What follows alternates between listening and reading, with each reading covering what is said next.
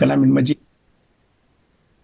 अल्लाह तबारक व तआला फिल कलाम मजीद वल फुरक़ानिल हमीद अऊज़ु बिल्लाहि मिनश शैतानिर रजीम बिस्मिल्लाहिर रहमानिर रहीम इन्नल्लाह व मलाइकतहु युसल्लूना अलन नबी या अय्युहल्लज़ीना आमनू सल्लु अलैहि व सल्लिमू तस्लीमा अल्लाहुम्मा सल्लि अला मुहम्मद व अला आलि मुहम्मद कमा सल्लैता अला इब्राहीम व अला आलि इब्राहीम इन्नका हमीदुम मजीद अल्लाहुम्मा बारिक अला मुहम्मद व अला आलि मुहम्मद कमा बारकता अला इब्राहीम व अला आलि इब्राहीम इन्नका हमीदुम मजीद रब्बि इश्रह ली सदरी व यस्सिर ली अमरी वहलुल उक़दतम मिन लिसानी यफ़क़हू क़ौली रब्बि ज़िदनी इल्मा।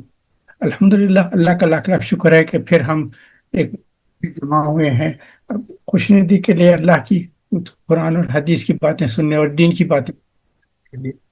अल्लाह ताला हमारा यहाँ बैठना कहना सुना उसको अपनी रहमत। असल में आज मेरा प्रोग्राम ये था कि ईसा अलैहिस्सलाम के, क्योंकि हमने कुरान की जो तफसीर थी उसका सिलसिला तो कंप्लीट कर लिया, उसके बाद फिर मैं अंबिया अलैहिस्सलाम के ताल्लुक से बात करने के लिए शुरू किया था। तो आदम अलैहिस्सलाम से लेकर ईसा अलैहिस्सलाम तक आए थे। तो चूंकि ईसा अलैहिस्सलाम के दो बेअसत है, तो पहली बेअसत के ताल्लुक से इसके पहले बयान किया था मैं। अब मैं कोशिश ये कर रहा था कि उनकी सेकंड कमिंग ऑफ क्राइस्ट जो है उसके ताल्लुक से कुछ बात करूंगा, मगर उसके लिए फिर थोड़ा सा स्टडी करने की जरूरत है, क्योंकि हालात तेजी से अब चेंज हो रहे हैं और ये ज़माना बिल्कुल ईसा अलैहिस्सलाम के आने का बहुत खुर्बत का ज़माना है। तो इसके लिए कुछ पॉइंट्स और मैं जमा कर रहा हूँ। तो इसलिए आज मैं सोचा कि चूंकि ये बहुत अहम महीना है, तो मुहर्रम के ताल्लुक से ही कुछ बयान कर दूँ आज की सिटिंग में। पहले तो ये देख लीजिए कि इसके दो हिस्सों में तकसीम किया हूँ मैं। एक तो मुहर्रम की अहमियत जो है हुज़ूर अकरम सल्लल्लाहु अलैहि वसल्लम के ज़माने और हदीस से हमको जैसा बयान किया है वो है, और दूसरा इस्लामिक हिस्ट्री में मुहर्रम की क्या अहमियत है, वो दोनों पॉइंट्स में रखना चाहूँ। सबसे पहले मुहर्रम की अहमियत ये बता देता हूँ कि ये मुहर्रम जो है इस्लामिक कैलेंडर का पहला महीना है, first month of Islamic calendar है। और दूसरा ये है कि ये जो 4 सैक्रेड मंथ्स जो बोलते हैं, जो हुर्मत वाले जो महीने हैं, उनमें वन ऑफ द फोर्थ है ये। ज़ुल्क़ादा, ज़िलहिज्जा, मुहर्रम है, और फिर रजब जो है अलग आता है। तो ये one of the secret month है। इसको बाज़ अहादीस में कहा गया है कि अल्लाह ताला हुज़ूर अकरम सल्लल्लाहु अलैहि वसल्लम ने फरमाया कि ये शहरुल्लाह है, ये अल्लाह का महीना है। वैसे तो सारे महीने अल्लाह के हैं, मगर सिर्फ अहमियत देने के लिए इसको कहा गया कि ये शहरुल्लाह है। और इसमें सबसे अहम दिन जो है इसका 10th डे है, जिसको हम यौम आशूरा कहते हैं। उसके ताल्लुक से आपने जो अहादीस कसरत से सुने होंगे, मुझसे ज्यादा सुने होंगे, मगर फिर भी मैं आपके सामने बयान कर देता हूँ। हुज़ूर अकरम सल्लल्लाहु अलैहि वसल्लम ने जब हिजरत फरमाई, मदीना शरीफ पहुंचे हैं, तो 10th ऑफ मुहर्रम को देखा तो यहूदी रोजा रखे हुए थे। तो हुज़ूर अकरम सल्लल्लाहु अलैहि वसल्लम को ताज्जुब हुआ और उन्होंने पूछा कि तुम लोग क्यों रखे हैं रोजा।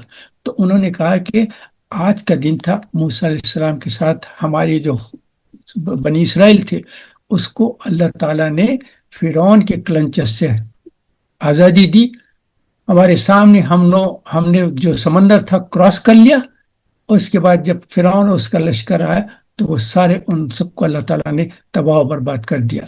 तो उसके बाद मूसा अलैहिस्सलाम ने उस 10 दिन की अहमियत के लिए उस दिन अल्लाह ताला का शुक्र अदा फरमाया और उस दिन का रोजा रखा करते। तो एक ये अंबिया की सुन्नत आपके सामने बयान कर देता हूँ।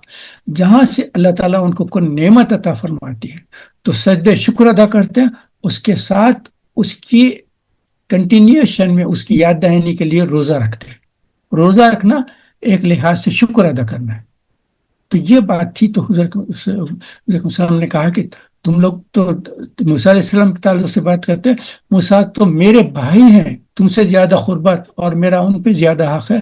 तो हम मदीने में ऐलान करा दिया कि जो लोग कुछ खाना खा चुके हैं आज सुबह तो खाना मत खाएं शाम तक, और जिसने खाना नहीं खा वो आज का रोजा रखे।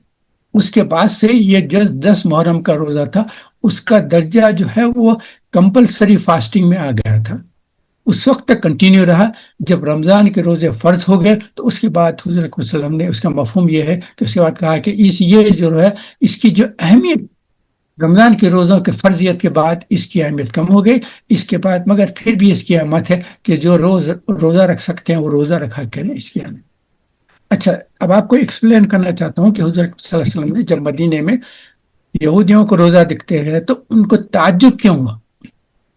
اس کے تعلق سے ہی جو ہے آپ کو صحیح بخاری اور صحیح مسلم کے اور مسند احمد کے جو حدیث میں نے اس کے جو غور و فکر کیا اس کے آپ کے سامنے اس کا مفہوم بیان کر دیتا ہوں.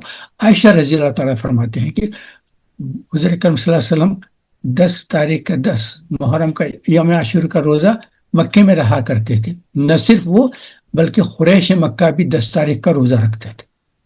اس کے کیا بیسس ہے؟ اس کی بیسس کے لیے ہم کو اور پیچھے جانا پڑے گا. مسند احمد میں ایک حدیث ہے جس میں بتایا گیا ہے کہ نوح علیہ السلام کی جو کشتی تھی، آپ کو پتہ ہے نا، جس اللہ تعالیٰ نے ان کشتی والوں کو بچا دیا، اور جو ان کے علاوہ جو تھے لوگ وہ سارے جو ہے ساری دنیا اس وقت کے جو بھی انسانیت تھی وہ ساری انسانیت ختم ہو گئی سوائے ان کے جو کشتیاں نوح میں بچے رہے تھے. تو جیسے ہی کشتی کا طوفان ختم ہو کے ماؤنٹ جودی کی ٹپ پہ جو ہے کشتی آ کے رکی، اس کے بعد اللہ تعالیٰ نے فوری سارا پانی ختم کر دیا، ڈرائی لینڈ ہو گئی. تو نوح علیہ السلام اور ان کے ساتھ جتنے لوگ تھے وہ کشتی سے نکل کر آئے، فوراً سجدہ شکر ادا کیا کہ اللہ تعالیٰ نے اس طوفان سے صرف ہم کو بچا دیا، اس کے علاوہ ساری جتنی انسانیت اس وقت تھی وہاں سب کو تباہ و برباد کر دیا. اور اس کے بعد 10 تاریخ کا نوح علیہ السلام ہر سال روزہ رکھتے تھے، اور ان کے جو لوگ تھے سارے وہ سارے روزہ رکھتے تھے. اچھا، نوح علیہ السلام کے جو 3 بیٹے تھے، حام، سام اور یافس. سام کی اولاد میں ابراہیم علیہ السلام ہے. سام اور ان کی اولاد بھی ساری 10 تاریخ کو نوح علیہ السلام کی پابندی میں روزہ رکھا کرتے تھے. ابراہیم علیہ السلام بھی 10 تاریخ کا روزہ رکھتے تھے. اسماعیل علیہ السلام بھی 10 تاریخ کا روزہ رکھتے تھے. جب ابراہیم علیہ السلام نے خانہ کعبہ کی تعبیر کی اور پھر اسماعیل علیہ السلام کے ساتھ وہاں سب لوگ سیٹل ہو گئے تو وہ سارے لوگ اس کی پابندی میں 10 تاریخ کا روزہ رکھتے تھے. قریش مکہ بھی اگرچہ کہ بت پرست تھے مگر 10 تاریخ کا روزہ رکھا کرتے تھے. تو اسی لیے عائشہ رضی اللہ عنہا فرماتے ہیں کہ 10 تاریخ کا روزہ قریش مکہ بھی رکھتے تھے. اور حضرت صلی اللہ علیہ وسلم جو ابراہیم علیہ السلام کے جو اچھے چیزیں تھے جو قریش مکہ پابندی سے کرتے تھے، ان میں سے ان چیزوں کو بھی پابندی سے کرتے تھے. جیسا 10 تاریخ کا روزہ ہے اور حج ہے، حج کا طواف جو احکام تھے وہ بھی حضرت صلی اللہ علیہ وسلم قریش کے ساتھ وہ بھی حج کیا کرتے تھے. تو یہ 2 چیزیں آپ کے سامنے رکھ دیا کہ اس کا روزہ نوح علیہ السلام ابراہیم علیہ السلام سے ہوتا ہوا قریش مکہ بھی رکھتے تھے. تو اسی لیے حضرت صلی اللہ علیہ وسلم نے تعجب یہ کیا کہ ہم تو قریش کے لوگ اور یہ سارے ابراہیم علیہ السلام اور نوح علیہ السلام کی پابندی میں رکھتے ہیں، تو یہ مدینے میں یہودی کیوں رکھتے ہیں؟ تو تعجب کیا. تو انہوں نے کہا کہ موسیٰ علیہ السلام نے یہ اللہ تعالیٰ کا شکر ادا کرنے کے لیے، یہ انبیاء کی سنت ہے کہ جہاں کوئی نیک چیز ہو جاتی ہے، جہاں کچھ نعمت ملتی ہے، اللہ تعالیٰ کا شکر ادا کرنے کے لیے روزہ رکھتے ہیں. حضرت صلی اللہ علیہ وسلم نے پوچھا کہ آپ پیر اور جمعرات کا جو روزہ رکھتے ہیں تو پیر کا روزہ کیوں رکھتے ہیں؟ حضرت صلی اللہ علیہ وسلم نے کہا پیر کے دن میری پیدائش ہوئی تھی تو اللہ تعالیٰ کا شکر ادا کرنے کے لیے پیر کا روزہ رکھتا ہوں. تو اب آپ کو پتہ چل گیا کہ پیر کا روزہ حضرت صلی اللہ علیہ وسلم کیوں رکھتے تھے؟ اللہ کا شکر ادا کرنے کے لیے. تو یہ ایک انبیاء کی سنت چل رہی تھی. تو یہ آپ کے سامنے رکھا. اور اس کا کئی حدیث میں یہ بھی آیا ہے کہ اگر 10 تاریخ کا جو روزہ رکھیں گے ان کے حضرت نے فرمایا کہ میں اللہ سے امید رکھتا ہوں کہ ان کے پچھلے سال کے سارے گناہ معاف ہو جائیں. صحیح مسلم کی حدیث. اس کے بعد کچھ زمانے کے بعد صحابہ نے حضرت صلی اللہ علیہ وسلم التجا کی کہ یہودی بھی 10 تاریخ کا روزہ رکھتے ہیں، ہم بھی 10 تاریخ کا روزہ رکھتے ہیں. تو وہ ایسا ہم کو اپنے ایسے نظروں سے دیکھتے ہیں کہ تو یو آر آور فالوورز، ہم جیسا رکھتے ہیں، ہم جو کرتے ہیں تم اس کو فالو کرتے ہیں. تو ہم یہ چاہتے ہیں کہ تھوڑا سا آپ اس میں کچھ اضافہ کمی ایسا کچھ کر دیں کہ جس سے ہماری مماثلت نہ ہو. تو حضرت صلی اللہ علیہ وسلم نے کہا کہ اگر نیکسٹ ایئر میں زندہ رہوں گا تو 9 اور 10 کا رکھوں گا. اور بعض مفسرین کہتے ہیں کہ محدثین کہتے ہیں کہ اس کو بدلے کے یا تو 9 اور 10 کا رکھ سکتے ہیں یا 10 اور 11 کا رکھ سکتے ہیں، تاکہ ہم ایک دن کے بجائے 2 دن کا رکھیں گے. مگر اتفاق سے یہ ہوا کہ حضرت صلی اللہ علیہ وسلم نیکسٹ ایئر آنے سے پہلے دنیا سے چلے گئے، تو انہوں نے تو صرف 10 تاریخ کا رکھا تھا، مگر بعد کے محدثین نے کہتے ہیں کہ چونکہ لوگوں نے ایک التجا کی تھی تو 9 اور 10 یا 10 اور 11 کا روزہ رکھنے کے بھی لیے سنت ہے۔ مگر آج کل یہ ہو گیا ہے کہ یہودی جو ہے لونار کیلنڈر کو چھوڑ کر سولر کیلنڈر کو فالو کر رہے ہیں، تو ان کا ہمارا 10 محرم جو وہ فالو کرتے ہیں وہ ہمارے قمری اور لونار منتھ کے لحاظ سے ٹیلی نہیں ہوتا، تو ان کا رکھنا الگ ہے، ان کا 10 محرم الگ آ رہی ہے، ہماری 10 محرم چونکہ قمری اور لونار منتھ کو فالو کرتے ڈفرینٹ ہے، تو اگر صرف ایک دن کا بھی روزہ رکھے تو یہ چل جائے۔ یہ ساری اہمیت آپ کے سامنے یہ بیان کیا، کیونکہ اکثر ہم یہ حدیث سنے کہتے ہیں، تو میں نے کہا کہ کئی مرتبہ آپ بھی سنے ہوں گے، میں بھی سنا ہوں، میں نے کہا کہ چونکہ محرم کے تعلق سے میں کچھ آج بیان کرنا چاہ رہا ہوں تو اس میں یہ کرتا ہوں۔ دوسری چیز میں آپ کو جو بیان کرنا چاہ رہا ہوں وہ محرم کی جو ہے اسلامک کیلنڈر اور اسلامک ہسٹری میں کیا اہمیت ہے اس کی 10 محرم سے۔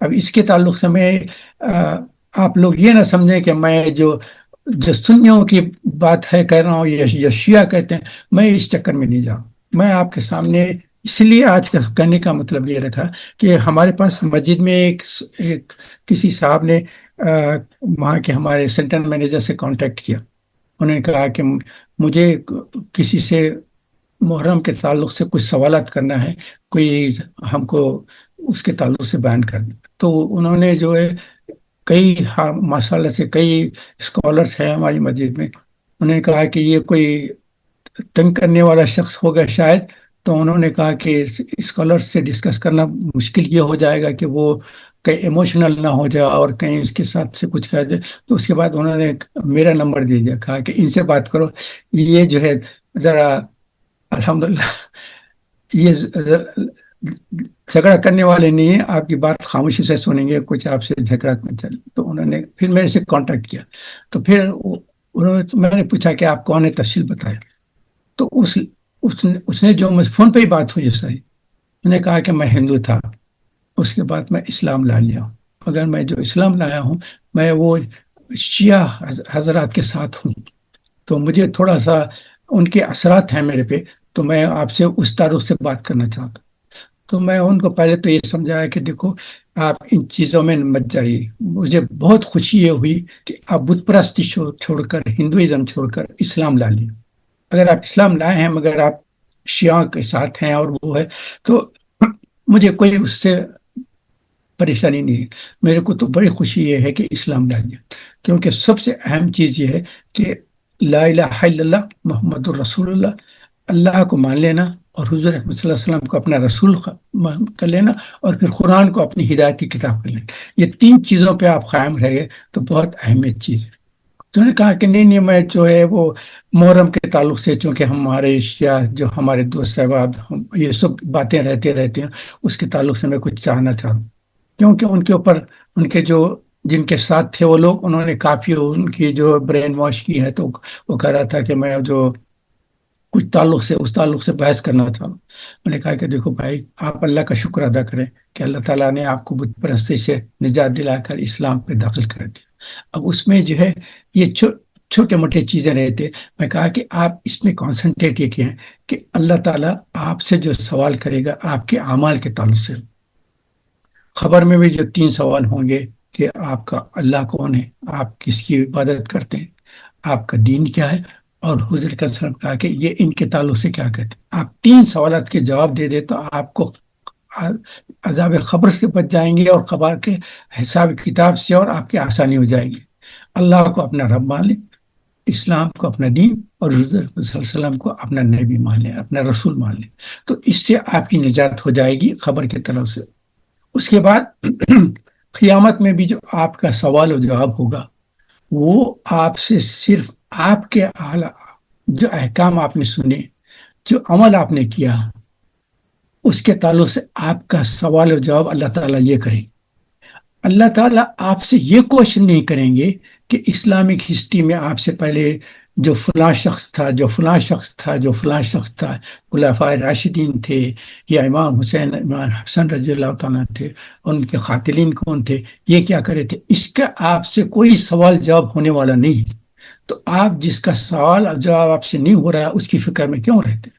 اس نے کہا کہ نہیں، میں چونکہ ان لوگوں سے بہت تفصیل سے سنتے رہتا ہوں تو I want to have some clarification. خیر میں نے بہت کوشش کی ان کو سمجھانے کی، مگر وہ انسسٹ کرتے رہے. تو ان کو میں نے کہا کہ دیکھو، اب آپ جو ہے خلفائے راشدین جو ہے ان کے تعلق سے بھی ہمارے پاس حدیث میں تفصیلات آ گئی ہے کہ خلفائے راشدین کا جو پیریڈ تھا وہ بتا دیا گیا. اس میں خلیفہ اول جو ہے ابو بکر صدیق رضی اللہ تعالیٰ تھے، حضرت عمر بن خطاب رضی اللہ تعالیٰ، عثمان رضی اللہ تعالیٰ تھے، علی رضی اللہ تعالیٰ تھے. ہم ان سب کا بہت بڑا مقام رکھتے ہیں. انہوں نے کہا کہ نہیں، وہ غدیر خم کا جو واقعہ اس میں تو وہ شیعہ بتاتے ہیں کہ نہیں، انہوں نے حضور نے کہہ دیا تھا کہ میرے بعد حضرت علی کو جو ہے وہ نامینیٹ کر رہا ہوں کہ میں جس کا مولا ہے علی اس کے مولا ہیں. تو اس کا مطلب ہم یہ نکالتے ہیں کہ جیسا میرا جو مقام تھا میرے بعد وہ مقام علی کو ملے. میں نے کہا کہ نہیں، اس کے تعلق سے آپ غدیر خم کے تعلق سے جائیں گے تو اگر یہ حضور اکرم صلی اللہ علیہ وسلم حضرت علی کو اپنا خلیفہ منتخب کرتے تو حجت الوداع تھا، اس میں جو ہے عرفات میں زبردست حضور اکرم صلی اللہ علیہ وسلم نے اتنا زبردست لیکچر دیا. جب اس 1,24,000 صحابہ موجود تھے، سارے سب لوگوں کے سامنے ہر چیز بیان کر دی، کسی چیز کو نہیں چھپایا. اس کے بعد لوگوں سے کہا کہ دیکھو، اللہ تعالیٰ نے مجھے جو کچھ بیان کرنے کے لیے کہا تھا میں تم سب لوگوں کے سامنے بیان کر رہا ہوں. تم گواہی دو کہ اللہ تعالیٰ نے جو احکام تھے میں تمہارے سامنے سارے پیش کر دیا ہوں، تم نے سن لیا. اور تینوں طرف سے لوگوں سے اقرار کرا لیا.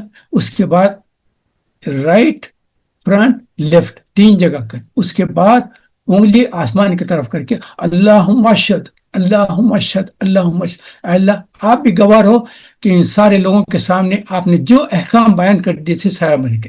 میں نے کہا کہ اس وقت حضور اکرم صلی اللہ علیہ وسلم یہ نہیں کہا کہ میرے بعد علی کو خلیفہ بناؤ. اگر کہہ دیتے اس وقت حضرت علی کو خلیفہ بنا دیا جاتا تھا حضور اکرم صلی اللہ علیہ وسلم.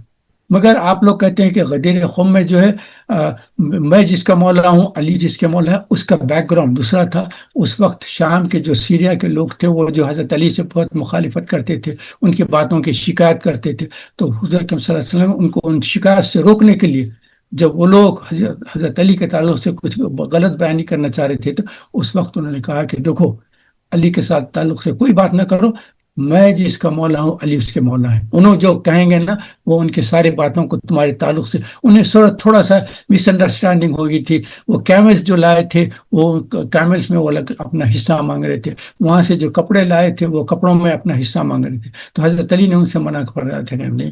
اور جتنے اونٹ حضرت علی وہاں سے لائے تھے نا، ان میں سے حضور اکرم صلی اللہ علیہ وسلم کے جو حجت الوداع تھا اس میں ہے 63 اونٹ جو ہے حضرت علی نے حضور اکرم صلی اللہ علیہ وسلم کے لیے ذبح کیے اور قربانی کیے کہ حضور یہ آپ کے لیے میں لایا ہوں وہاں سے. تو سیریا کے لوگ جو ہے، شام کے لوگ جو ہے بہت حضرت علی سے مخالفت کر رہے تھے، تو ان کو ٹھنڈا کرنے کے لیے کہا گا. یہ میں ان کے سامنے رہا. اس کے بعد اس نے کہا نہیں اور کچھ ہے. انہوں نے کہا کہ اچھا چھوڑ، تو میں حضرت حسین رضی اللہ تعالیٰ کے تعلق سے بھی کچھ باتیں بیان کرنا چاہتا ہوں. تو ان کے تعلق سے میں جو بیان کیا اس میں یہ تھا، حضرت حسن الحسین رضی اللہ تعالیٰ عنہ کو اہل بیت حضور صلی اللہ علیہ وسلم بہت محبت کرتے تھے. ایک مرتبہ، یہ احادیث کی کتاب کا مفہوم بیان کر رہا ہوں، ایک مرتبہ حضور صلی اللہ علیہ وسلم خطبہ دے رہے ہیں، ممبر پہ کھڑے ہوئے، اور اتفاق سے چھوٹے چھوٹے بچے حضرت حسن الحسین جو ہے لال کپڑے پہنے ہوئے چل رہے ہیں، چلتے چلتے مسجد میں آ گئے اور حضور کے سامنے دیکھ رہے ہیں، وہاں سے جو ہے چلتے چلتے گر کے دونوں گر گئے ہیں. تو حضور علیہ السلام خطبہ روک کر جائے ہیں، جا کر دونوں بچوں کو اٹھا کر لا کر اپنے پاس بٹھا دیا. اس کے بعد پھر خطبہ کنٹینیو کیا. اس کے بعد ایک موقع ہوا. اس کے بعد مشہور حدیث یہ ہے کہ حضرت حسن حسین رضی اللہ تعالیٰ نے کہا سیدہ شباب اہل الجنہ، یہ حسن حسین جو ہے نوجوانوں کے جنت کے یہ سردار ہیں، جو نوجوانوں کے ساتھ جائیں گے، نوجوانوں کے سردار ہیں جنت کے. تو جنت کے جیسا عشر مبشرہ کے ہم جیسا 10 لوگوں کے نام گن لیتے ہیں نا، ان کے ساتھ ساتھ ان کو بھی شامل کر لیں کہ سیدہ شباب اہل الجنہ.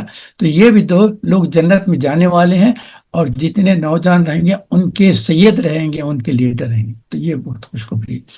اس کے بعد ایک اور واقعہ ہوا، جبکہ یہ کافی عرصے کے بعد، جب یہ نوجوان بھی نہیں تھے مگر بچے تھے، تھوڑے اونچے بڑے ہو گئے تھے، تو یہ بچے کھیل رہے تھے مسجد نبوی میں۔ ایک مرتبہ ایسا واقعہ ہوا کہ ایک شخص دور سے سفر کرتے ہوئے آیا، مدینے کا نہیں تھا، وہ دور سے آیا تھا، نماز کا وقت قریب تھا، تو اس سے پہلے جو وضو کرتے ہیں نا، تو وہ شخص جہاں یہ دونوں بچے بیٹھے تھے وہاں قریب میں آیا، وہیں پانی کا انتظام تھا، تو وہاں اس نے وضو کیا، اور وضو کرنے میں اس نے کچھ غلطیاں کر دی۔ اب یہ دونوں بھائی دیکھ رہے ہیں، یہ ینگسٹرس ہے، دونوں بھائی دیکھ رہے ہیں، اب وہ آدمی وہ غلط وضو کر کے نماز کے لیے جا رہا تھا، تو وہ جیسے جانے لگا تو دونوں بھائیوں میں سے ایک نے کہا کیا انکل انکل چچا ایک منٹ آپ ٹھہریں۔ انہوں نے کہا کیا؟ انہوں نے کہا کہ دیکھیے ہم دونوں بھائی ہیں، میں وضو کرنا چاہ رہا ہوں، ذرا آپ آ کے دیکھیں کہ ہمارا وضو ٹھیک رہتا ہے نہیں رہتا۔ اس نے کہا اچھا، وہ تو جا رہا تھا نماز کے لیے، میں نے دیکھا کہ دو بچے میرے سے ریکویسٹ کریں، تو اس نے کہا چلو، آ کر وہاں بیٹھ گیا۔ تو ان میں سے حسن حسین رضی اللہ تعالیٰ، دونوں بچوں میں سے ایک بچے نے وضو کیا، اور وضو میں سارے مسٹیکس جو اس شخص نے کیے تھے وہ مسٹیک شروع کر دی۔ تو جیسا جیسا پہلا مسٹیک کیا تو دوسرے بھائی نے کہا دیکھو بھائی یہ ایسا نہیں، اس کو ایسا کرنا چاہیے۔ اس کے بعد سیکنڈ مسٹیک انہوں نے وہ آدمی جیسا کیا تھا وہی کیا، تو پھر بھائی نے کہا کہ بھائی ایسا نہیں، ایسا کرنا چاہیے۔ یہ سارے مسٹیک کر کر کے انہوں نے کہا کہ دیکھو ہمارے نانا محمد صلی اللہ علیہ وسلم وہ جو ہے، ہمارے نانا ہم کو وضو ایسا طریقے سے کرنے کہا تھا، تم یہ کیسے غلطی کر دی؟ تو اب یہ شخص کو دیکھ رہا ہے کہ میں نے جو مسٹیک کیے تھے وہ بچے نے مسٹیک کی، اور دوسرے بھائی نے کلیکٹ کر کے کہا، کریکشن کر دے کے کہا کہ یہ ہمارے نانا ایسا وضو کرتے تھے۔ تو وہ تھوڑا سا چلا ہے، اس کے بعد پلٹ کے دونوں بچوں کو گلے لگائے، کہا کہ میرے بچے کیا بہترین اخلاق کے بچے ہو تم چاہتے تو مجھ سے کہتے تھے کہ چچا آپ نے وضو میں غلطی کی ہے، اور میرے ساری غلطیوں کو بیان کرتے تھے۔ اس کے بجائے آپ نے ایک ایسا طریقہ اختیار کیا کہ ایک نے غلطی کی اور دوسرے نے اس سے غلطی کو کلیئر کر دیا۔ دونوں کے کہنے کا بہت بہت ممنون ہوں۔ پھر وہ شخص بیٹھ کر جیسا بتایا گیا تھا صحیح طریقے سے اس نے وضو کر کے نماز پڑھی۔ تو یہ ایک دو چار چیزیں آپ کے سامنے بیان کرتا۔ اچھا، پھر یہ ہوتا ہے کہ پھر اس نے کہا کہ پھر حسین رضی اللہ تعالیٰ عنہ نے پھر یہ جو کام کیا ہے، یہ 10 محرم کو جو ہوا ہے، اس کی وجہ سے ان کو شہادت ہو گئی، یہ کیوں کیا گیا؟ اب اس کے تعلق سے بھی میں سوچا کہ میں کیا بیان کروں، مگر اتفاق سے مجھے یاد آیا کہ مولانا مودودی رحمۃ اللہ علیہ جو مفسر قرآن ہے، تفہیم القرآن جنہوں نے لکھی ہے، ان کے پاس بھی ایسے کچھ سوالات آئے تھے، تو انہوں نے بیٹھ کر ایک چھوٹی سی تقریر کی تھی۔ تو اس تقریر کے کچھ میسیجز ہے وہ میں آپ کے سامنے کر دیتا ہوں۔ انہوں نے جو بیان کیا وہ آپ کے سامنے بیان کرتا ہوں، آپ بھی اس سے۔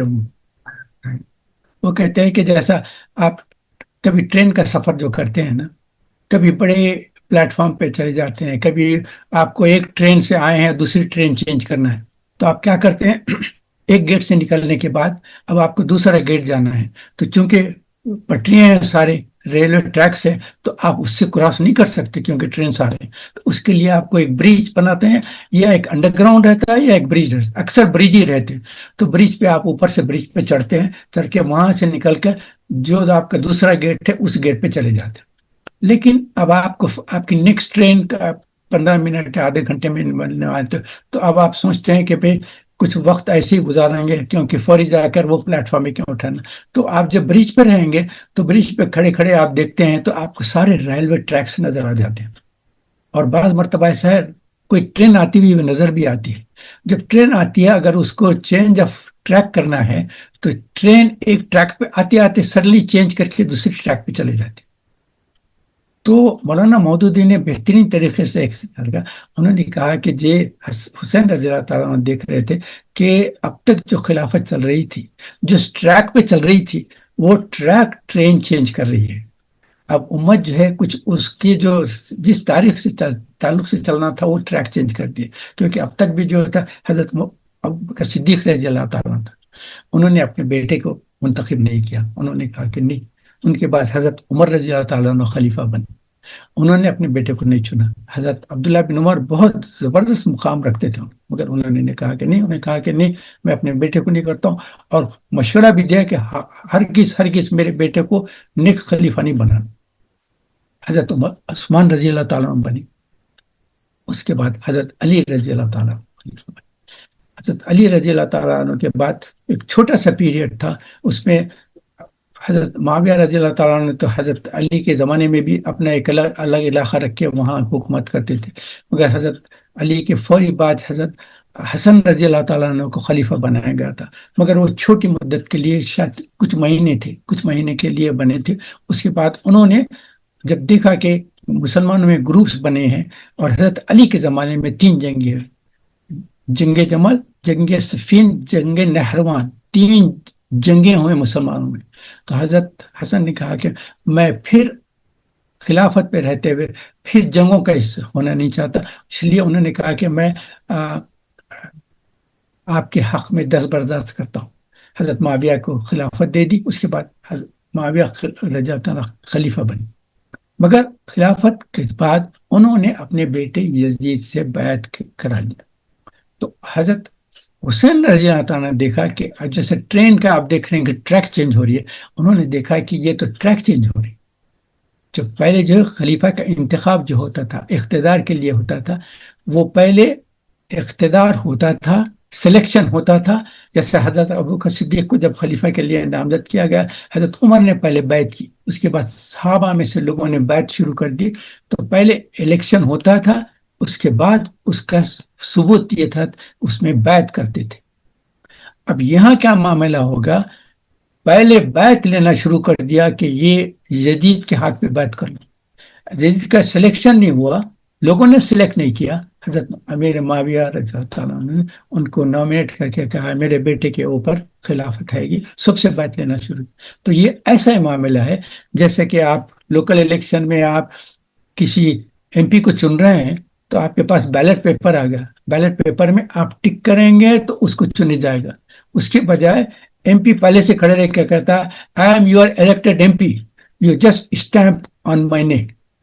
صرف جتنے کینڈیڈیٹ سب کے نیمز کاٹ کر دے, صرف میرے نام پہ آپ اسٹیمپ کر دو I am your M P. میں کہا کہ پہلے الیکشن ہوگا تو you will become M P, تم پہلے ایم پی بن کے پہلے اس کے بعد اسٹیمپ کرو, کیسا بول سکتے. تو یہ معاملہ تھا جو آپ کو ایگزامپل دے کے سمجھا رہا ہوں. تو انتخاب میں کیا ہوا, پہلے جو ہے اقتدار پہ ان کو بٹھا دیا گیا, اس کے بعد ہر ایک سے بیعت لے رہے ہیں کہ چلو ایکسیپٹیڈ ہے. یہ چیز ہو گئی تھی. نمبر 1 انتخاب. دوسری چیز جو انہوں نے غور کی ہے, یہ مولانا مودودی نے جو بیان کیا وہ آپ کے سامنے پوائنٹس ہے. چیز یہ ہے کہ اس کے بعد جو خلافت کا نظام رہے گا اس میں شورا کا نظام, مجلس شورا ایک رہتی تھی جو خلیفہ کو مشورہ دیتے تھے. اور کون لوگ رہتے تھے, وہ بہت نیک اور جو ہے علم جاننے والے, روزے رکھنے والے, نماز پڑھنے والے, متقی پرہیزگار, جن کا دین میں بہت مقام تھا, وہ لوگ مجلس شورا میں رہتے تھے. اور وہ لوگ خلیفہ کو مشورہ دیتے تھے. خلیفہ جب بھی کبھی پرابلم ہوتا تو ان لوگوں سے کہتے تھے کہ مجھے یہ پرابلم ہو رہا ہے, اس میں مشورہ دو. تو سب لوگ اپنا اپنا مشورہ دیتے تھے. تو شورا کا نظام جو تھا خلیفہ کے زمانے میں, لوگ ان کے رکن رہتے تھے. مگر جب یہ حالت ہو گئی, جب رائلٹی شروع ہو گئی, جب اس کے بعد خلافت جا کر کنگڈم شروع ہو, اس کے بعد کیا ہوگا کہ اس کے بعد ان کے جو رکن تھے, مشورہ دینے والے تھے, وہ کون لوگ تھے؟ وہ لوگ تھے جو ان کے فیملی ممبرس تھے, اور جو وہاں کے جو آرمی کے چیف رہتے تھے, ان لوگوں کو بیٹھ کر خلیفہ مشورہ لیتا تھا. تو وہ تو سارے یسر کہنے والے تھے, کون خلیفہ کے خلاف بولے گا. ان کے ہی خاندان کے لوگ رہتے تھے, ان کے بچے تھے, ان کے رشتہ دار تھے, اور پھر آرمی کا جن کو بڑا کمانڈرز وغیرہ جو رکن بنائے تھے وہ لوگ رہتے تھے. وہ خلیفہ مشورہ لے کے کہتے تھے میں یہ کرنا چاہ رہا ہوں, تو سب کہتے تھے جی ہاں بہت. تو یہ شورا کا انتظام تھا. تو نمبر 1 انتخاب تھا, نمبر 2 جو شورا کا نظام تھا, نمبر 3 جو انہوں نے بیان کیا آزادی رائے. انہوں نے کہا کہ خلیفہ کے زمانے میں لوگوں کو اختیار تھا, جو سچ بات ہے بیان کر, جو غلط ہے امر بالمعروف اور نہیں عن المنکر، جو بہت اہم چیزیں ہیں، پلرس آف اسلام ہے، اس کے تعلق سے تھا، آزادی رائے تھے۔ اب اس کے لیے حضرت عمر کے زمانے کے دو واقعات بیان کر دیتا ہوں۔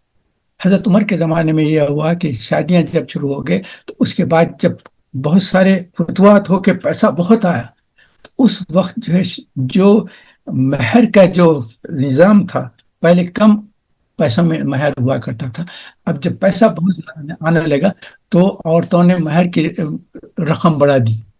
انہوں نے کہا کہ ہم اتنا چاہتے ہیں، اتنا سونا چاہتے ہیں، ہم یہ چاہتے ہیں، وہ چاہتے ہیں۔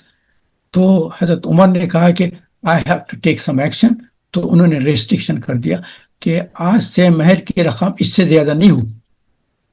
تو انہوں نے تقریر کر کے یہ بات بیان کی، تو آڈینس میں سے ایک بوڑھی عورت کھڑے رہ گئی۔ انہوں نے کہا عمر، اللہ تعالیٰ نے عورتوں کو جو حق دیا ہے اس حق میں تمہارا کیا قدم ہے؟ تم اللہ کا جو حق عورتوں کو دیا گیا اس میں تم انٹرفیئر کیسا کر سکتے ہیں؟ جیسے اس عورت نے کہا، حضرت عمر فوری لرز گئے۔ انہوں نے کہا کہ میں معافی چاہتا ہوں، یہ بوڑھی عورت جو کہہ رہی ہے اس کی بات سنو، اور عمر نے جو بات کی تھی اس کو رد کر دو۔ تو یہ بات بہت اہم چیز انہوں نے بیان کر دی۔ تو یہ ایک بات ہے۔ سیکنڈ جو بیان کرنا چاہ رہا ہوں میں، وہ یہ ہے کہ وعلیکم السلام، معاف کرنا ہے ڈسٹربنس ہو گیا۔ تو بیت المال میں ایک زمانے میں بہت بڑی مقدار میں کپڑا آیا، تھان کے تھان آ گئے، تو اتنے زیادہ تھے، اس میں سے لوگوں کو کاؤنٹ کیا گیا اس وقت محمدین میں کتنے لوگ تھے، تو کاؤنٹ کیا گیا تو اتنے لوگ ہیں، تو اتنے لوگوں میں وہ تقسیم کرنا ہے۔ تو اس کے لیے کیا کیا گیا ہے، انہوں نے جب پورا کاؤنٹ کر کے تقسیم کرنے کا موقع آیا تو دیکھے تو کاؤنٹ کرنے کے بعد تقسیم جو کریں اس میں کیا ہے، ہر ایک کو ایک چھوٹا پیس آنا شروع ہو۔ اتنا کم پیس تھا جس سے کسی کا جبہ جو پہنتے ہیں وہ نہیں بن سکتا تھا، مگر سب کو تقسیم کر دیا کیونکہ ایکوالٹی میں ڈسٹریبیوشن کر۔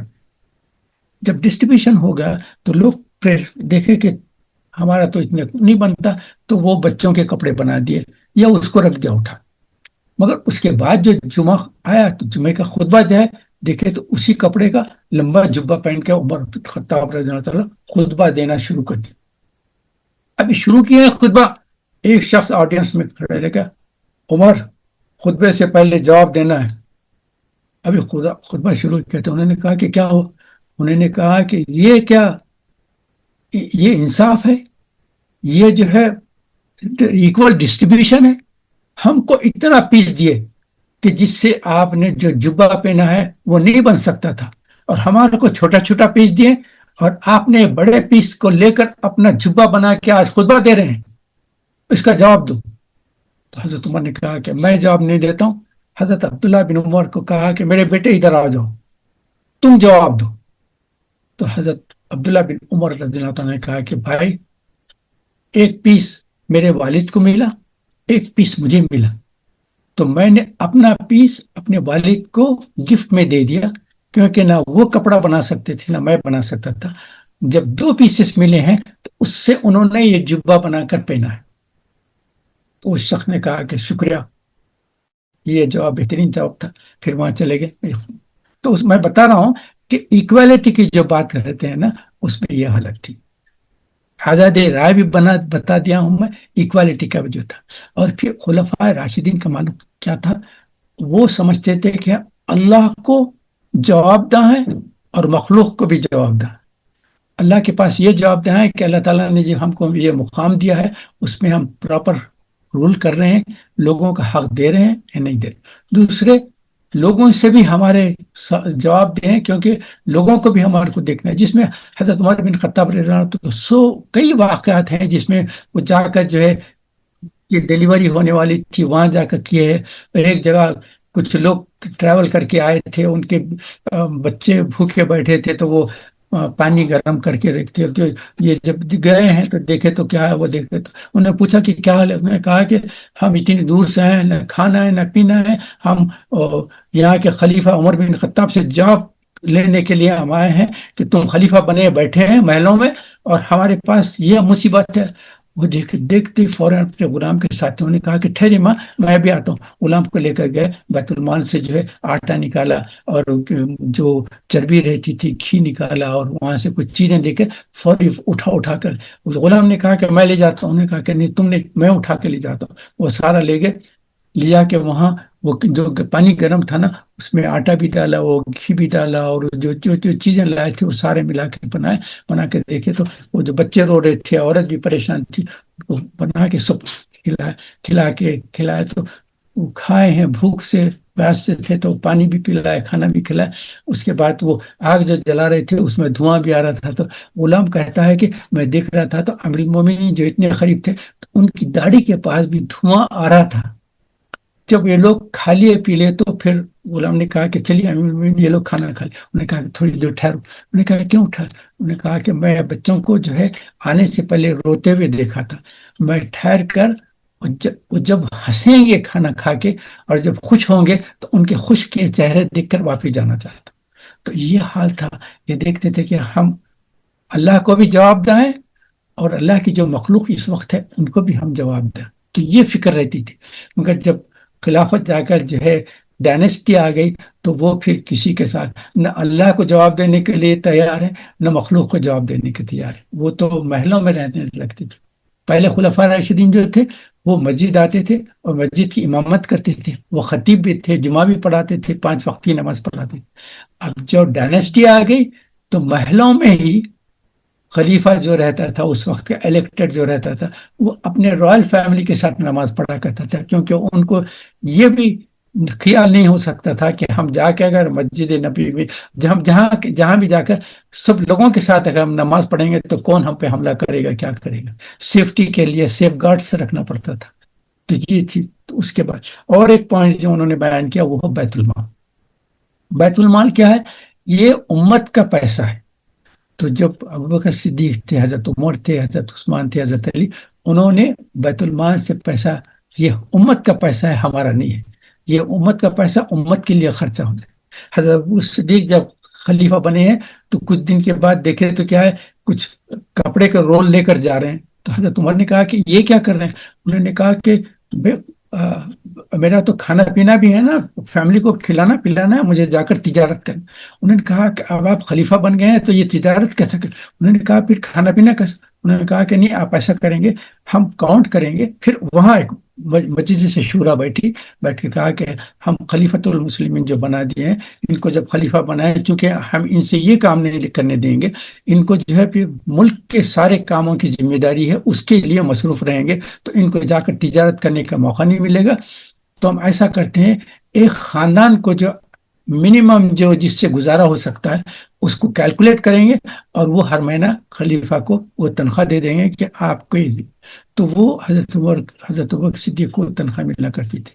پھر اس کے حضرت عمر کو بھی, حضرت علی, سب ان لوگوں کو بیت المال سے اتنی تنخواہ دیتے تھے. اس کے علاوہ جو پیسہ رہتا تھا وہ سارا جو ہے مسلمانوں کا تھا, اور سارے غریبوں میں تقسیم مسلمانوں میں ڈیوائڈ ہوتی تھی.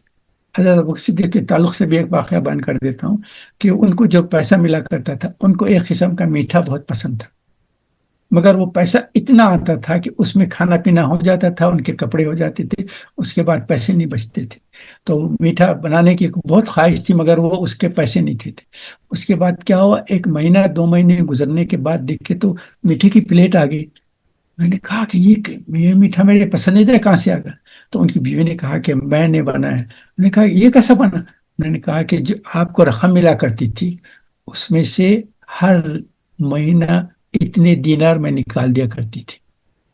تو نکالتے کئی مہینوں میں اتنا جمع ہوئے اتنے دینار جس کی وجہ سے میٹھا بنا دیا. تو حضرت صدیق فوری سیکنڈ ڈے گئے, جا کر کہا کہ مجھے جو ہر مہینہ جو تنخواہ ملتی ہے اس میں سے اتنے دینار کم کر دو, کیونکہ میری بیگم نے اتنے دینار کم کرنے کے باوجود بھی ہم کھانا کھاتے تھے, مگر اتنے دینار بچنے کی وجہ سے یہ میٹھا بنایا گیا. سبحان اللہ.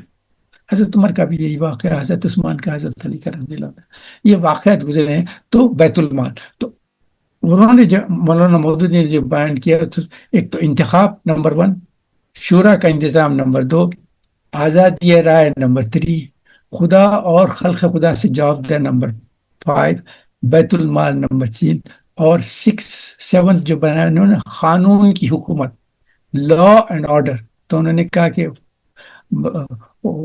خلفائے راشدین کے زمانے میں جو لا آرڈر تھا وہ سب کے لیے ایکول تھا، مگر جب ڈائنیسٹی بن گئی تو رائل فیملی کا جو ہے لا الگ تھا اور عام مسلمانوں کا لا الگ تھا. رائل فیملی کے نہ صرف لوگ بلکہ ان کے پاس کے نوکر بھی جو رہتے تھے ان کے لیے لا استعمال نہیں کیا جا سکتا تھا، ان کو سزا نہیں دی جا سکتی تھی. ہاں کوئی غلطی کرے عام مسلمان تو اس کو جو ہے قرآن کے لحاظ سے جو ہے کام ہے جیسے سزا دینا ہوتا، مگر رائل فیملی اور ان کے لوگوں میں سے کسی نے غلطی کی تو ان کے اوپر وہ لا اپلائی نہیں ہوتا. اب اس اور ایک پوائنٹ انہوں نے کہا مساوات جو کہتے ہیں نا، وہاں جو ہے کوئی حسب نسب کون سی فیملی سے، کون سے قبیلے سے، کون سی نیشنلٹی سے، وہ جو ہے سب ایکوالٹی تھی. مگر جب ڈائنیسٹی آ گئی، رائلٹی آ گئی، تو پھر رائلٹی اور ان کے قبیلوں کا مقام اور ان کے جو ہے حسب نسب اس کا مقام الگ ہوگا. اس کے علاوہ جو عام لوگ تھے ان کا مقام الگ ہوگا. یہ جو ہے اب آج کل بھی آپ جائیں گے تو میں نام لینا نہیں چاہتا کسی حکومت کا، مگر وہاں جا کر دیکھیں گے، آپ جائیں گے عمرے کے لیے حج کے لیے جائیں گے، کہیں بھی جائیں گے وہاں دیکھیں تو وہاں کے جو نیشنلس ہیں ان کا مقام الگ ہے اور جو دوسرے مسلمان آتے ہیں ان کا مقام الگ ہے. اگر وہی غلطی اگر وہاں کا نیشنل کرے گا تو اس کے واسطے کچھ نہیں ہے، جو غلطی دوسرے لوگ کریں گے ان کے لیے پکڑ ہے. کار ایکسیڈنٹ بھی ہو جائے تو دیکھتے ہیں کہ کون سی نیشنلٹی ویسے نے کیا ہے، تو غلطی جو ہے نان نیشنلز کی ہوتی ہے، جو وہاں کے نیشنل اور جو وہاں کے جو اس قبیلے کے لوگ رہیں، وہاں کے جو حکومت والے ہیں نا ان سے غلطی نہیں ہوتی. جو بھی غلطی کرے گا تو وہ جو ہے اگر یہ غلطی اس نے بھی کی ہے، کار کی ایکسیڈنٹ کی ہے، تو پکڑا وہ جائے گا جو باہر سے آئے. خالی میں اپنے سامنے بھی تو یہ سامنے آپ کے 2 4 پوائنٹس میں نے آپ نے رکھ دیا کہ یہ سب ہو رہا ہے. تو اللہ تعالیٰ اس کے تعلق سے جو میں بیان کیا کہا گیا اس کو اللہ تعالیٰ محفوظ کرے. اس کے بعد یہ چلتے رہا. اس کے بعد ایک اور خلیفہ آئے ہیں جن کو 5ویں خلیفہ کہتے ہیں. یہ تو 4 خلیفہ راشدین ہیں. حضرت عمر بن عبدالعزیز رحمۃ اللہ علیہ کہتا ہوں کہ ان کو اللہ تعالیٰ نے اتنا بڑا مقام دیا، ان کو 5ویں خلیفۃ المسلمین کہتے ہیں. اور ان کے تعلق سے بیان کر دوں، حضرت عمر بن خطاب رضی اللہ تعالیٰ کے تعلق سے کئی باتیں بیان کیا ہوں میں. تو وہ اکثر جو ہے دنیا میں پھرا کرتے تھے، دیکھتے تھے کہ لوگ کیا کر رہے ہیں کیا نہیں کر رہے ہیں. ایک مرتبہ ایسی ٹریول کر رہے تھے، راستے سے جا رہے تھے، تو وہاں کے جو مکانات تھے وہ ایسے ہمارے پاس کے جیسے زبردست بلڈنگز پیسے نہیں رہا کرتے تھے، چھوٹے چھوٹے مکانات رہتے تھے جس میں پردہ ڈال دیا جاتا تھا، یہ دروازہ رہتا تھا، اور وہ ایسا رہتا تھا کہ گھر میں جو بات چیت کریں وہ راستے پہ جانے والے آدمی کو بھی سنی جاتی. ایک مرتبہ وہ تشریف لے جا رہے ہیں، دیکھیں تو ایک گھر سے آواز آ رہی ہے، 2 عورتوں کی آواز آ رہی ہے. تو وہ تھوڑی دیر کے لیے وہاں کھڑے رہ گئے دیکھنے کے کیا ہو رہا ہے. انہوں نے کہا کہ ایک ایجنٹ عورت کی آواز تھی اور ایک نوجوان. آواز سے پتہ چلتا ہے کہ کون بڑی عمر کے کوئی چھوٹی عمر. تو بڑی عمر والی کہہ رہی تھی کہ اپنے پاس ہمارا جو دودھ جمع ہو گیا ہے اس میں تھوڑا سا پانی ملا دو، کیونکہ ہم کو جو یہ دودھ اگر بیچیں گے تو اتنا پیسے نہیں آئیں گے، لیکن پانی ملا دیں گے تو وہ سب کی کوانٹٹی اتنی بڑھ جائے گی، اس سے زیادہ پیسہ آئے گا. تو وہ جو جواب دینے والی ہے وہ ماں اور بیٹی میں بات چیت ہو رہی. تو بیٹی نے کہا کہ ماں ایسا مت کرو، کیونکہ عمر بن خطاب رضی اللہ تعالیٰ خلیفۃ المسلمین نے منع کیا ہے کہ دودھ میں پانی مت ملاؤ. تو اماں نے کہا کہ زیادہ بیٹی عمر کہاں ہے، کون دیکھنے والا ہے، ملا دو پانی ملا دو. اس نے کہا کہ عمر نہ دیکھے مگر اللہ تو دیکھنے والا ہے نا، اللہ دیکھے گا. تو ہم نے جو حکم دیا گیا اس کی کر. تو خاموش بیٹھ گئی. اس کے بعد عمر رضی اللہ تعالیٰ اس گھر سے نکلے ہیں، ان لوگوں سے پوچھا کہ گھر کس کا ہے. انہوں نے کہا کہ فلاں شخص کا گھر تھا لیکن اس کا انتقال ہو گیا، اس کی بیوی بیوہ اور اس کی لڑکی اس گھر میں رہتے. تو فوری اپنے گھر گئے، اپنے بیٹوں میں سے بیٹھ کے کہا کہ میں چاہتا ہوں کہ میرا ایک بیٹا اس گھر کی جو لڑکی اس سے شادی کر لے. تو حضرت عمر بن خطاب کے ایک صاحبزادے نے اس گھر کی اس لڑکی سے شادی کی ہے، اور شادی کرنے کے بعد اس لڑکی کے گرینڈ جو سن بنے ہیں، وہ عمر بن عبدالعزیز رحمۃ اللہ علیہ. عمر بن عبدالعزیز اسی لڑکی کے نواسے ہیں. تو اللہ تعالیٰ نے دیکھے وہ کیسا سلسلہ چلا ہے. اور حضرت عمر بن عبدالعزیز کی والدہ کہتے ہیں کہ میں نے کبھی بھی اپنے لڑکے کو بغیر وضو دودھ نہیں پلا. دودھ پلانے سے پہلے وہ وضو کرتے تھے, اس کے بعد اپنے بیٹے کو دودھ پلاتے. تو اللہ تعالیٰ نے کیسے زبردست انسان کو اللہ تعالیٰ نے خلافت عطا فرمائی. ان کے تعلق سے کچھ چھوٹے سی باتیں بیان کر دیتا ہوں. عمر بن عبدالعزیز رضی اللہ تعالیٰ عنہ, سلیمان بن ملک جو اس وقت خلیفہ تھا, اس کا جب وقت آخر آ گیا ہے تو اس نے اپنے بیٹوں کے بجائے عمر بن عبدالعزیز رحمت اللہ علیہ داماد تھے اس کے, انہوں نے مشورہ کیا تو انہوں نے کہا کہ میں دیکھتا ہوں کہ یہ شخص بہت صحیح طریقے پہ چلنے والا ہے, اگرچہ کہ شہزادوں میں ہے مگر اس کا حساب کتاب الگ ہے, اور میں چاہتا ہوں کہ اس کو بنا دیں. تو انہوں نے کہا کہ پھر آپ کے بیٹے لڑیں گے. تو انہوں نے کہا کہ کیا کروں؟ تو آپ ایسا کریں کہ ایک دستاویز لکھ دیں, اس پہ نامینیٹ کر دیں کہ عمر بن عبدالعزیز کو میں اپنا خلیفہ نامزد کرتا ہوں, اور ان کا ولیعہد میں بیٹے کو رکھتا ہوں, تاکہ ان کے بعد پھر میرا بیٹا وہ خلیفہ بنے گا. اور اس کو سیل کر دو. اس کے بعد دستخط کر کے سیل کر دی, اور کہا کہ سب لوگوں سے اس پہ کہہ لو کہ یہ خلیفہ نے یہ احکام جاری کیا ہے اور ہم اس کو مانیں گے, سب سے وعدہ لے لو. کچھ لوگوں نے وعدہ کیا, کچھ لوگوں نے کہا کہ نہیں ہم تو دیکھنا چاہتے ہیں کیا ہے. انہوں نے کہا کہ انہوں نے حکم دیا ہے کہ یہ میرے موت کے بعد ہی کھلے گا, اس سے پہلے نہیں دیکھ سکتے. تو تم لوگ اس پہ راضی ہوتے تو رکھو, نہیں تو پھر تم کو یہاں سے نکال. پھر سارے لوگوں نے قسم کھا لی کہ جو اس میں لکھا ہے اس کو ہم مانیں گے. تو سلیمان بن عبد الملک کے انتقال کے بعد اس کو جب کھولے ہیں تو اس میں لکھا ہوا تھا کہ میں اپنا نامزد عمر بن عبدالعزیز کو رکھتا ہوں, اور اس کے بعد میرا بیٹا خلیفہ بنے گا. جب وہ سب دیکھ لیا اور سب نے اس پہ اہم قسم کھا کے اہمیت لے لی, انہوں نے کہا کہ اب ہم نے جو بات کی ہے اس کی لاج رکھتے ہیں. عمر بن عبدالعزیز خلیفہ نہیں بننا چاہ رہے تھے, وہ تو دور ہونا چاہ رہے تھے, مگر انہوں نے کہا کہ جب یہ ذمہ داری دے دی کہ تو لے لی. اس کے بعد وہ شہزادے تھے, بہترین مال و دولت تھی, محل تھا, اور ان کی شادی جو ہوئی تھی وہ لڑکی کا نام فاطمہ بن عبد الملک تھا, اور وہ 7 لحاظ سے پرنسس بنتے تھے. ان کا دادا, ان کا والد, ان کے بھائی, ان کے شوہر, یہ کئی لحاظ سے وہ جو پرنسس بنتے تھے. تو ان کے پاس بھی مال و دولت تھی, زیورات تھے, وہ سب تھے. مگر جیسے حضرت عمر بن عبدالعزیز خلیفہ بنے, اپنی بیوی سے کہہ دیا کہ دیکھو یہ سارا جو مال ہے نا, یہ کس کس طریقے سے لوگوں سے لوٹا گیا ہے مجھے پتہ نہیں ہے, یہ سارا تم بیت المال میں دے دو. اور کہا کہ اگر تم اس مال سے محبت رکھتے ہیں تو میں تم کو طلاق دیتا ہوں, تم مال کے ساتھ رہو, میں محل چھوڑ کر ایک جھوپڑی میں جا کے رہنا چاہتا ہوں تاکہ میں اللہ کے مخلوق کی خدمت کروں. انہوں نے کہا کہ نہیں, میں مال اور دولت اور آپ کے ساتھ کہ اس میں مال و دولت کو چھوڑ دینا چاہتا ہوں, آپ جیسا بھی رکھیں گے میں آپ کے ساتھ زندگی گزاروں گی. اس عورت نے اتنا زبردست اپنا سب مال و دولت دے کے اپنے شوہر کے ساتھ زندگی گزاری. وہ محل چھوڑ کر چھوٹی سی ایک جگہ بنا کے اس میں آ کے رہ گئے ہیں, ان کے جو بچے تھے ان کے ساتھ رہے. ایک واقعہ بیان کر کے قصہ ختم کر دیتا ہوں.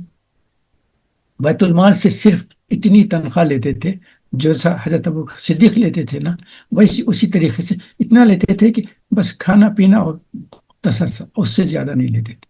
بیت المال لاکھوں کروڑوں سے رہتا تھا, مگر وہ کہتے تھے کہ یہ امت کا بیت المال ہے, اس سے امت کو فائدہ ہوگا. لوگوں کی مدد کیا کرتے تھے, جس کی ضرورت رہتی تھی, جو ضرورت مند تھا اس کو دے دیتے تھے, مگر کھانے پینے میں رہتا تھا. اس کے بعد عید کا جب موقع آیا تو دیکھے تو کیا ہے, ان کے ریلیشن شپ کو ہے دوسرے شہزادوں سے, جس کے پاس مال و دولت کے انبار لگے ہوئے. یہ اپنے کزنز کے ساتھ جب ملتے تھے تو وہ دیکھتے تھے کہ وہ دولت مند ہے, اور حضرت عمر بن عبدالعزیز کے بچے جو ہے جو غربت کی حالت میں رہتے تھے.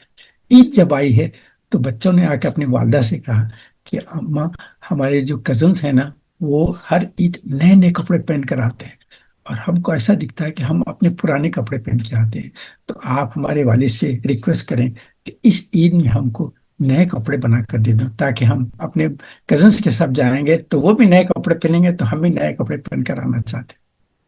تو والدہ نے کہا کہ میں ذکر کرتی ہوں. تو ان کے سامنے ذکر کیا تو انہوں نے کہا کہ دیکھو میرے کو ہر مہینہ جو آمدنی آتی ہے اس سے نہیں بنا سکتا, میں کیا کروں. تو انہوں نے کہا کہ آپ اگر جو بیت المال کا جو چیف آف ٹریجری ہے اس کو لکھ دے کہ نیکسٹ منتھ کی سیلری دے دو، تو اس سے ہم نئے کپڑے بنا لیں گے، تو نیکسٹ منتھ ہم کھانے پینے میں تھوڑا سا کمی کر کے کیسا بھی گزارا کر لیں گے، مگر بچوں کی خواہش ہو جائے۔ تو حضرت عمر بن عبدالعزیز نے ایک لیٹر لکھا to the chief of treasury of بیت المال، انہوں نے کہا کہ میں ریکویسٹ کرتا ہوں کہ میرے نیکسٹ منتھ کی جو سیلری ہے اگر آپ اب دے دیں گے تو میں کچھ ضروریات ایسے ہیں جس میں استعمال کرنا چاہتا ہوں، بول کے نیچے دستخط کر کے بھیج دی۔ کون؟ خلیفۃ المسلمین ہے، بیت المال کے لیے ان کی سگنیچر سے جس کو چاہے ڈسٹریبیوشن کرتا، اور خود اپنے واسطے اپنی تنخواہ کے لیے ریکویسٹ کر رہے ہیں۔ تو چیف آف ٹریجری کے پاس گیا، اور وہ بھی نیک انسان ہے، کیونکہ اب عمر بن عبدالعزیز جس کو ریسپانسبل جاب دیتے ہیں ایسے ویسے لوگوں کو نہیں دی، جو اللہ سے ڈرنے والے متقی پرہیزگار اور نیک انسان ہیں ان کو لیڈرشپ دی ہیں۔ بیت المال کا انچارج کیا، اس نے لیٹر دیکھا، لیکن اس کے دوسری سائڈ پہ کچھ لکھ کے جس نے لا کے دیا تھا ان سے کہا کہ یہ لے جا کر واپس دے دو۔ وہ لیٹر جب واپس آیا ہے تو انہوں نے یہ سوچ کے دیکھنے والے تھے کہ شاید انویلپ میں کچھ نیکسٹ منتھ کی تنخواہ جو بھی ہو سکتی تھی، یا پوٹلی جو بناتے تھے، جو بھی بات تھا اس کو لا کر دیں گے شاید۔ جب دیکھے تو کیا ان کا ہی لیٹر واپس آیا ہے، تو وہ کھول کر دیکھیں، پڑھیں، پڑھ کے اپنی بیگم کو بلایا، کہا کہ دیکھو بچوں سے کہنا کہ معافی چاہتا ہوں میں۔ انہوں نے کہا کیا ہوا؟ ٹریجری کو لکھا۔ انہوں نے کہا کہ پڑھ لو۔ بیگم کے سامنے فاطمہ کے پاس سے جب لیٹر دیا تو اس میں لکھا ہوا تھا وعلیکم السلام ورحمۃ اللہ وبرکاتہ، آپ کا خط مجھے ملا، آپ کا ریکویسٹ مجھے ملا، آپ صرف یہ گارنٹی دے دیں کہ نیکسٹ منتھ آپ زندہ رہیں گے تو میں آپ نے جو ریکویسٹ کیا آپ کو دے دوں۔ تو عمر بن عبدالعزیز نے کہا کہ میں کیسے گارنٹی دوں کہ نیکسٹ منتھ میں زندہ رہ سکتا ہوں؟ انہوں نے کہا کہ نہیں، میرے بچوں سے معافی چاہ لو۔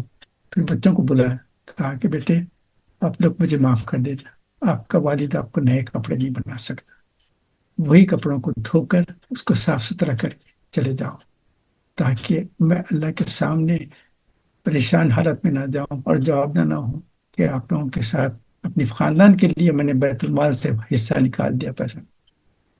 بچے جب دیکھے کہ والد کی آنکھوں میں آنسو بھی ہے اور ریکویسٹ کریں تو کہا کہ والد صاحب آپ فکر نہ کریں، کوئی بات نہیں، ہم اسی کپڑوں کو اچھے دھو لیں گے اور اچھے کپڑے پہن۔